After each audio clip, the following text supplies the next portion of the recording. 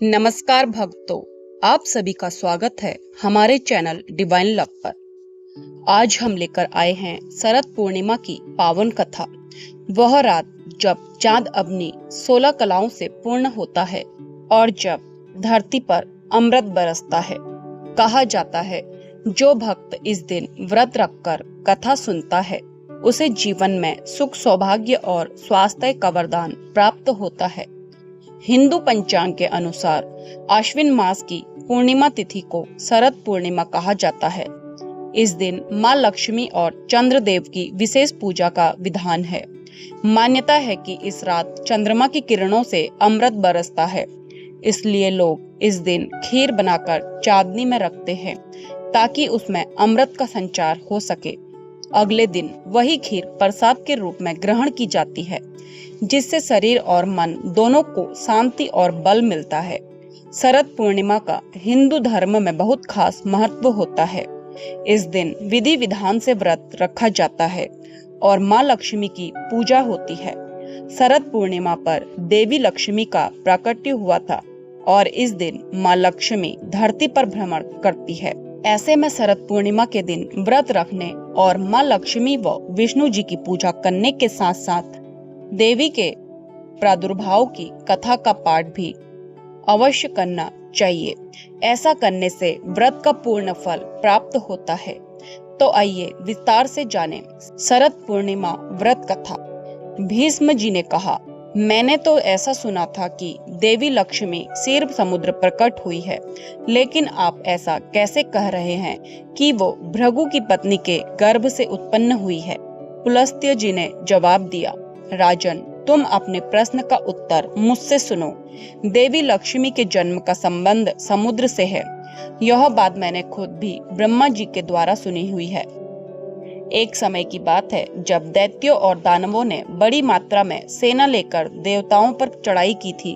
उस समय युद्ध के दौरान देवता दैत्यों के सामने परास्त हो गए। तब इंद्र आदि संपूर्ण देवता अग्नि को आगे करके ब्रह्मा जी की शरण में पहुंच गए। वहां जाकर उन्होंने अपना सारा हाल अच्छी तरह बताया। ब्रह्मा जी ने कहा, आप सभी लोग मेरे साथ भगवान की शरण में चलो।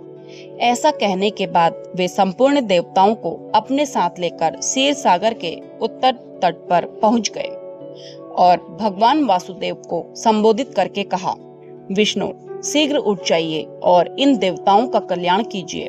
आपकी सहायता न मिल पाने के कारण दानव इन्हें बार बार परास्त करते हैं। ऐसा कहने पर कमल के समान नेत्र वाले भगवान अंतर्यामी पुरुषोत्तम ने देवताओं के शरीर को अपूर्व अवस्था में देखकर कहा, देवगण, मैं तुम्हारे तेज की वृद्धि करूंगा। मैं जो उपाय बताता हूँ उसे आप लोग जरूर कीजिए। दैत्यों के साथ मिलकर समस्त प्रकार की औषधियां लेकर आओ और उन्हें क्षीर सागर में डाल दो। फिर मंदराचल को मथानी और वासुकी नाग को नेति रस्सी बनाकर समुद्र का मंथन करते हुए उससे अमृत निकालना शुरू कर दो। इसमें मैं आप लोगों की सहायता करूंगा। समुद्र का मंथन करने पर जो अमृत बाहर आएगा उसका पान करने के पश्चात तुम लोग बलवान और अमर हो जाओगे। देवाधिदेव भगवान की बात सुनने के बाद संपूर्ण देवता दैत्यों के साथ संधि करके अमृत निकालने के यत्न में लग गए। देव, दानव और दैत्य सब मिलकर हर प्रकार की औषधियां लेकर आ गए और उन्हें क्षीर सागर में डालकर मंदराचल को मथानी एवं वासुकी नाग को नेति बनाकर बड़े ही वेग से मंथन करने लगे। भगवान विष्णु की प्रेरणा से सभी देवता एक साथ रहकर वासुकी की पूंछ की ओर पहुंचे और दैत्यों को उन्होंने वासुकी के सिर की ओर भेज दिया। भीष्म जी वासुकी के मुंह की सांस तथा विषाग्नि से झुलसने के कारण सब दैत्य निस्तेज हो गए। क्षीर समुद्र के बीच में ब्रह्मा वेताओं में श्रेष्ठ भगवान ब्रह्मा और महातेजस्वी महादेव जी कच्छप रूपधारी श्री विष्णु की पीठ पर खड़े होकर अपनी भुजाओं से कमल की भांति मंदराचल को पकड़े हुए थे और स्वयं भगवान श्री हरि कूर्म रूप धारण करके क्षीर सागर के अंदर देवताओं और दैत्यों के बीच में मौजूद थे। वे मंदराचल को अपनी पीठ पर लिए हुए डूबने से बचा रहे थे। तदंतर जब देवता और दानवों ने क्षीर समुद्र का मंथन शुरू किया, तब पहले उससे देव पूजित सुरभि कामधेनु का आविर्भाव हुआ था, जो हविष्य घी दूध की उत्पत्ति का स्थान मानी गई है। तत्पश्चात वारुणी देवी प्रकट हुई, जिनके मद भरे नेत्र घूम रहे थे। वह पग पग पर लड़खड़ाती हुई चलती थी, जिसे अपवित्र मानकर देवताओं ने त्याग दिया। तब वह असुरों के पास गई और कहा, दानवों, मैं बल प्रदान करने वाली देवी हूँ, तुम मुझे ग्रहण कर लो। तब दैत्यों ने उसे ग्रहण कर लिया। फिर पुनः मंथन शुरू होने पर पारिजात उत्पन्न हुआ, जो अपनी शोभा से देवताओं का आनंद बढ़ाने वाला था। तदंतर 60 करोड़ अप्सराएं प्रकट हुई। वे देवता और दानवों की सामान्य रूप से भोग्या है। जो कोई भी पुण्य कर्म करने के बाद देवलोक में जाते हैं, उनका भी उन पर समान अधिकार रहता है। इसके बाद शीतल किरणों वाले चंद्रमा का प्रादुर्भाव हुआ, जो देवताओं को आनंद प्रदान करने वाले थे। उन्हें भगवान शंकर ने अपने लिए मांगते हुए कहा कि देवताओं, ये चंद्रमा मेरी जटाओं के आभूषण होंगे, अतः मैं इन्हें लेता हूँ। ब्रह्मा जी ने बहुत अच्छा कहते हुए शिव जी की बात का अनुमोदन किया। तत्पश्चात कालकूट नामक भयंकर विष प्रकट हुआ, जिससे देवता और दानव हर किसी को बहुत पीड़ा हुई। तब शंकर जी खुद की इच्छा से उस विष को लेकर पी गए। इसी के कारण उनके कंठ में काला दाग पड़ गया। तभी से वे महेश्वर नीलकंठ कहलाने लगे। क्षीर सागर से निकले हुए विष का जो अंश पीने से बच गया था, उसे नागों ने ग्रहण कर लिया। तदंतर अपने हाथ में अमृत से भरा हुआ कमंडलू लिए धन्वंतरी जी प्रकट हुए। वे श्वेत वस्त्र धारण किए हुए थे। वैद्यराज के दर्शन से सभी का मन स्वस्थ और प्रसन्न हो उठा। इसके बाद उस समुद्र में उच्च सर्वा घोड़ा और ऐरावत नाम का हाथी, ये दोनों क्रमशः प्रकट हुए थे। फिर क्षीर सागर से लक्ष्मी जी का प्रादुर्भाव हुआ, जो खिले हुए कमल पर विराजमान थी और हाथ में कमल धारण किए हुए थी। उनका प्रकाश चारों ओर फैल रहा था। उस समय महर्षियों ने श्री सूक्त का पाठ करते हुए बड़ी प्रसन्नता से उनका स्तवन किया। साक्षात क्षीर समुद्र ने प्रकट होकर देवी लक्ष्मी को एक सुंदर माला भेंट में दी, जिसके कमल कभी भी मुरझाते नहीं थे। विश्वकर्मा जी ने उनके समस्त अंगों में आभूषण पहना दिए। स्नान के पश्चात दिव्य माला और दिव्य वस्त्र धारण करके जब देवी सभी प्रकार के आभूषणों से विभूषित हुई, तब इंद्र आदि देवता और विद्याधर आदि ने भी उन्हें प्राप्त करने की इच्छा जताई। तब ब्रह्मा जी ने भगवान विष्णु से कहा, वासुदेव, मेरे द्वारा इन देवी लक्ष्मी को आप ही ग्रहण करें। देवताओं और दानवों को मैंने मना कर दिया है, वे इन्हें पाने की इच्छा नहीं रखेंगे। आपने जो स्थिरता पूर्वक इस समुद्र मंथन के कार्य को संपन्न किया है, इससे मैं बहुत संतुष्ट हूँ। ऐसा कहकर ब्रह्मा जी लक्ष्मी देवी से बोले, देवी, तुम भगवान केशव के पास चली जाओ। मेरे दिए हुए पति को पाकर अनंत वर्षों तक आनंद का उपभोग कीजिए। ब्रह्मा जी के ऐसा कहने के बाद लक्ष्मी जी समस्त देवताओं को देखते देखते श्री हरि के वृक्ष स्थल में चली गई और भगवान से बोली, देव, आप कभी मेरा परित्याग न करें।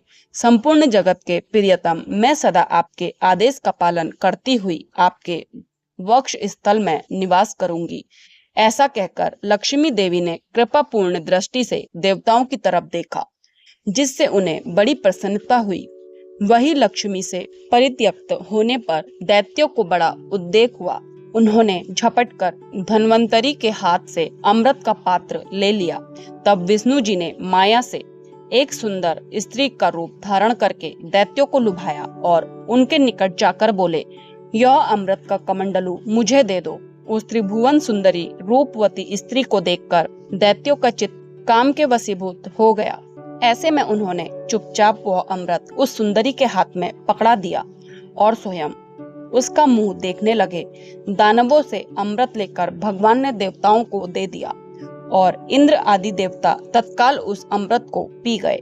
यह देख दैत्यगण अलग अलग प्रकार के अस्त्र शस्त्र और तलवारें हाथ में लेकर देवताओं पर टूट पड़े, लेकिन सभी देवता अमृत पीकर बलवान हो चुके थे।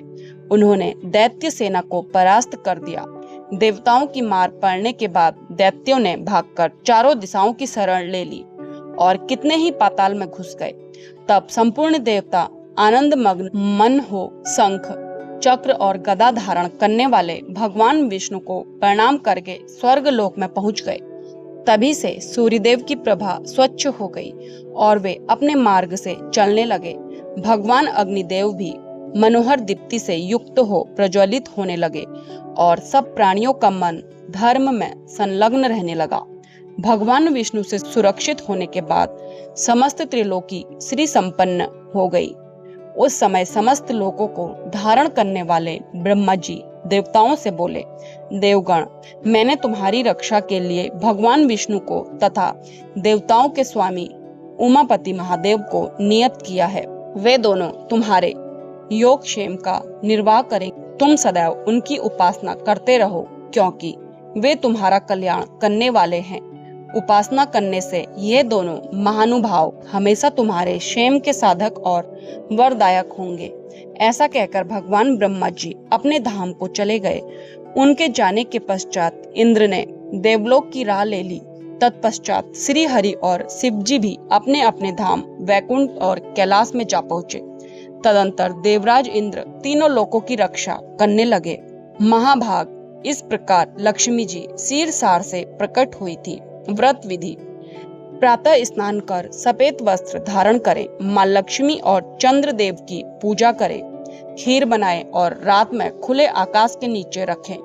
चंद्र दर्शन करें और मंत्र जपें, ओम चंद्राय नमः। चांदनी में रखी खीर का प्रसाद ग्रहण करें। शरद पूर्णिमा के लाभ: रोगों से मुक्ति, सुख समृद्धि की प्राप्ति, दाम्पत्य जीवन में मधुरता और माँ लक्ष्मी का स्थायी आशीर्वाद। तो भक्तों, यह थी शरद पूर्णिमा व्रत कथा। अगर आप इस कथा को श्रद्धा और नियम से सुनते हैं तो निश्चित ही आपको व्रत का पूर्ण फल प्राप्त होगा। अगर आपको यह वीडियो पसंद आया हो तो लाइक करें, शेयर करें और चैनल को सब्सक्राइब करना न भूलें। माँ लक्ष्मी और चंद्र देव की कृपा सदा आप पर बनी रहे। जय माँ लक्ष्मी।